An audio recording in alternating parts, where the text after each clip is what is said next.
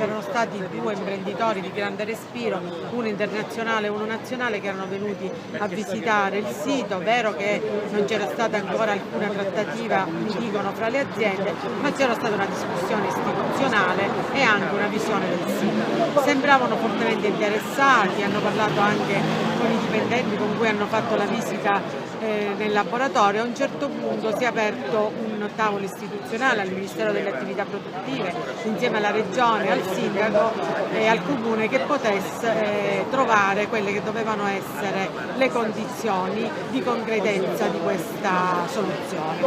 La verità è che da allora non abbiamo avuto alcuna risposta. Il problema è che oggi siamo qui in prefettura facendo la prima visione di lotta di una lunga serie per chiedere alla prefettura, in quanto organismo di emanazione del governo centrale, di far riconvocare urgentemente il Ministero delle Attività Produttive insieme alla Regione e insieme al Comune di Catania, perché non si può, io ritengo, guardare così in maniera indifferente, assordante a un ennesimo delitto industriale. Addirittura la ricerca, unico laboratorio di ricerca a Catania di questa importanza da Napoli in giù.